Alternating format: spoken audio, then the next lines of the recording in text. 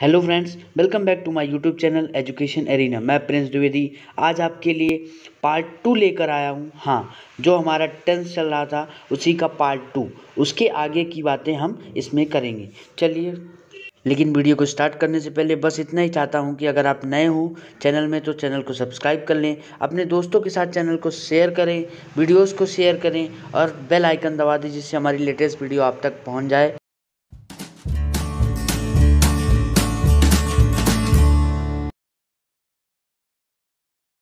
So friends, as we have discussed in our previous video present indefinite tense, so now today in this part we will discuss about the present continuous tense। तो सबसे पहले बात आ जाती है कि present continuous tense है क्या। तो देखिए, present continuous tense का मतलब होता है कि वर्तमान में जो काम जारी है। जैसे आप नहा रहे हैं, ठीक है, आप नहा रहे हैं तो मतलब प्रेजेंट में आप नहा रहे हैं, ये काम चल रहा है, ठीक है, सिंपल समझिए।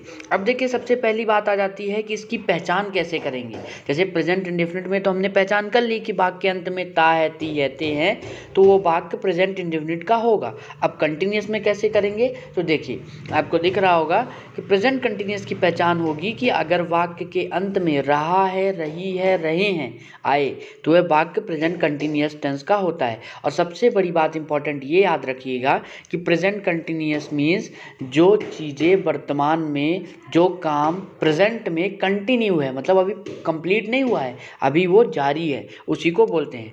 अब देखिए, यहाँ पे बात आ जाती है, एक चीज़ हमको पढ़ना है, वो क्या है, चलिए देखते हैं। तो देखिए, पहले मैं आपको ये बताना चाहता हूँ कि जैसे हमने प्रेजेंट इंडेफिनिट में देखा कि 2 हेल्पिंग वर्ब लगी थी, डू और डज, वैसे ही प्रेजेंट कंटिन्यूअस में 3 हेल्पिंग वर्ब लगती हैं। आप देख रहे होंगे कौन कौन सी, इज, एम, आर। तो पहले ये जान लीजिए कि इज किसके साथ लगता है, एम किसके साथ लगता है, आर किसके साथ लगता है। तो इज जो है वो सिंगुलर के साथ लगता है, जैसे ही, सी, इट, या किसी का अकेला नाम जैसे आ जाए, जैसे मोहन हो गया, सोहन हो गया, ये एक सिंगल नेम आ जाए तो वहाँ पे इज लगेगा। अब बात आती है एम की, तो एम ध्यान रखिएगा सिर्फ और सिर्फ आई, जहाँ पे मैं रहेगा कि मैं खाना खाता हूँ, आई, तो वहाँ पे आई एम लग जाएगा, एम हेल्पिंग वर्ब लगेगी।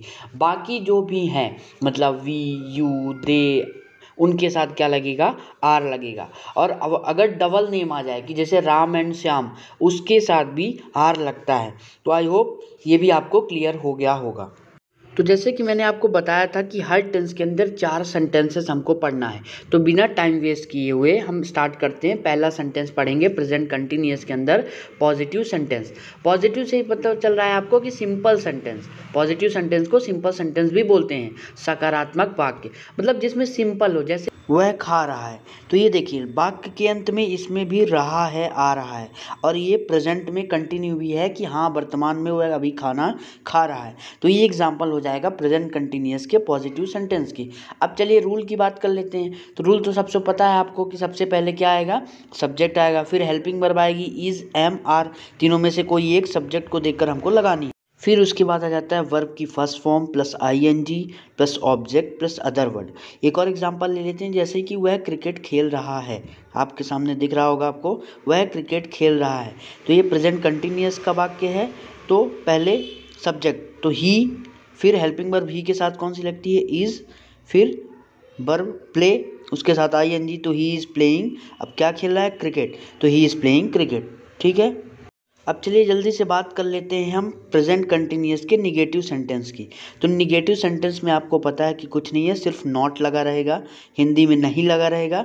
तो उसका रूल देख लेते हैं। सबसे पहले उसका रूल है, सब्जेक्ट लिखेंगे आप, फिर हेल्पिंग वर्ब वही रहेगी इज, एम, आर, फिर उसके बाद नॉट लगेगा, फिर वर्ब की फर्स्ट फॉर्म प्लस आईएनजी, फिर ऑब्जेक्ट, फिर अदर वर्ड, ठीक है। अब जैसे एग्जांपल दे लेते हैं कि वह क्रिकेट नहीं खेल रहा है, तो देखिए नहीं लगा है, तो he is not playing cricket.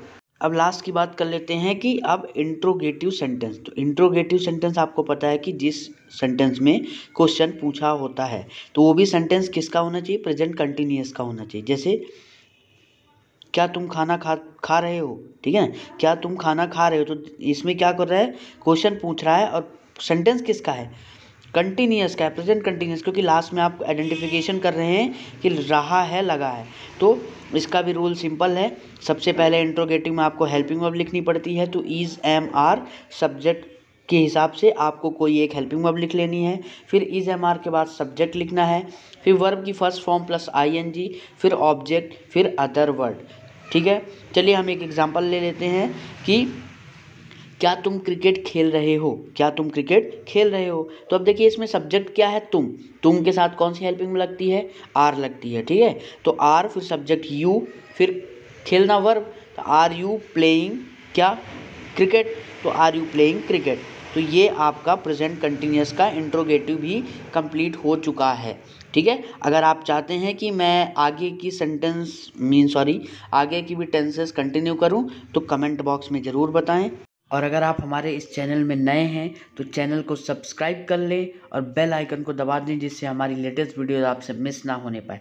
और ज़्यादा से ज़्यादा अपने दोस्तों के पास इस वीडियो को शेयर करें, जिससे उनको भी नॉलेज मिल पाए। धन्यवाद।